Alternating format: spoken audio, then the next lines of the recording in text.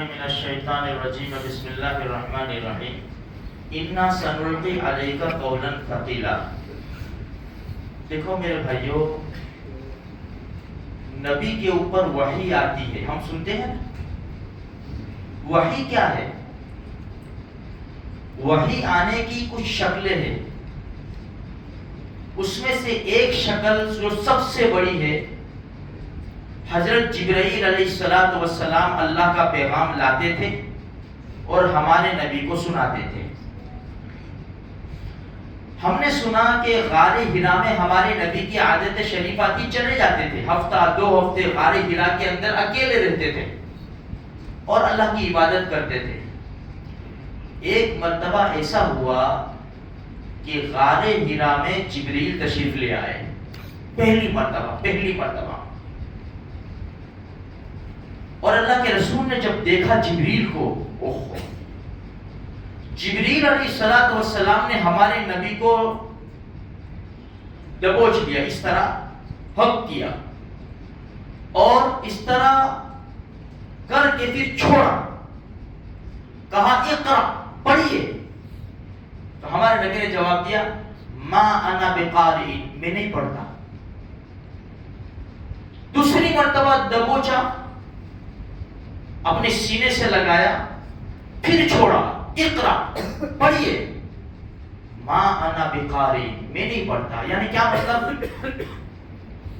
وحی کی دہشت، ایک رعب، ہیبت میرے دل پر ایسی طاری ہو گئی کہ میں نہیں پڑھ سکتا۔ پھر تیسری مرتبہ جبریل نے دبوچ کر چھوڑا اور کہا اقرا بسم ربک الذی خلق، خلق الانسان من علق، اقرا وربک الاکرم الذی علم بالقلم، علم الانسان ما لم یعلم۔ یہ پہلی وحی، پڑھیے، اپنے رب کے نام سے پڑھیے جس نے پیدا کیا، انسان کو پیدا کیا، خلق الانسان ما لم یعلم، خلق الانسان من علق، کہ لوٹھنے سے انسان کو پیدا کیا۔ اقرا وربک الاکرم، پڑھیے آپ کے رب کے جو بڑا عزت والا ہے، اس کے نام سے پڑھیے، جس نے انسان کو قلم کے ذریعے علم سکھایا جو وہ نہیں جانتا تھا۔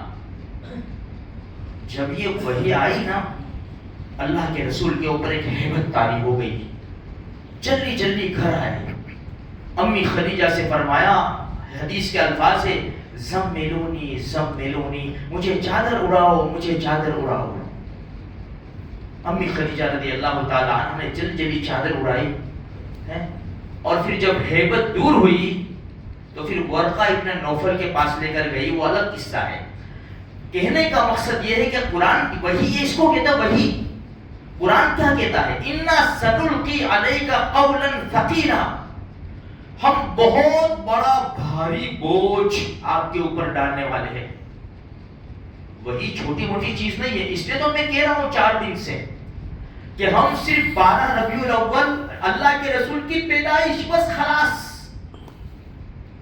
آگے پیچھے کچھ ہمیں معلوم نہیں، کچھ جاننے کی ضرورت بھی نہیں۔ حضرت اسامہ ابن زید غالب وہ فرماتے ہیں میری ران کے اوپر اللہ کے رسول کی ران تھی، اس طرح ہم بیٹھے نا پل جیسے پلاٹھی مار کے ایک دوسرے کے پاؤں کے اوپر پاؤں ہو جاتا ہے، اچانک وہی شروع ہو گئی، اتنا بوجھ لگا میری ران کے اوپر، میرے پاؤں کے اوپر، مجھے ایسا لگتا تھا ابھی چورا چورا ہو جائے گی۔ سخت ٹھنڈی کے زمانے میں جب وہی اترتی نا، اللہ کے رسول صلی اللہ علیہ وسلم کی پیشانی مبارک کے اوپر پسینہ چمکتا تھا،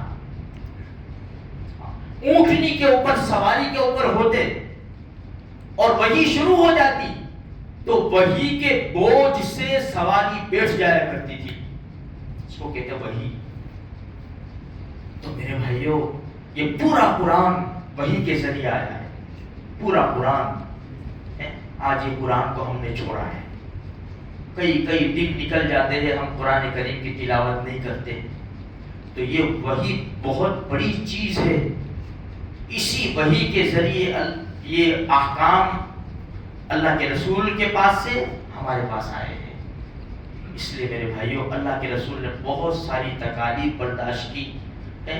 اور دیکھو جب جبریل آتے تھے نا قرآن لے کر اور پڑھتے تھے تو اللہ کے رسول بھی ساتھ ساتھ میں پڑھتے تھے.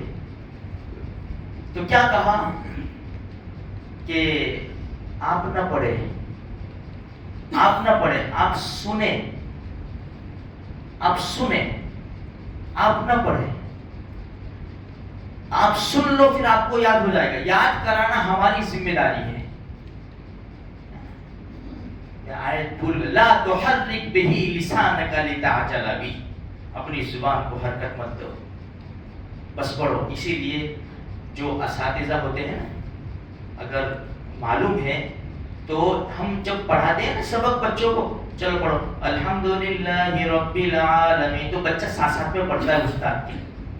استاد کہتا ہے کہ نہیں بیٹا ساتھ میں پڑھنا نہیں ہے، استاد پڑھے تو اس کو غور سے سننا ہے. اس سے نکلا ہے، دیکھو اس سے یہ مسئلہ نکلا ہے، غور سے سننا ہے. استاد پڑھے تو جب استاد پڑھ لے گئے تم نے غور سے سن لیا، اب تمہیں پڑھنا ہے. یہ ترتیب ہے بچوں کو سبق پڑھانے کی، یہ اس سے نکلا ہے میرے بھائیوں.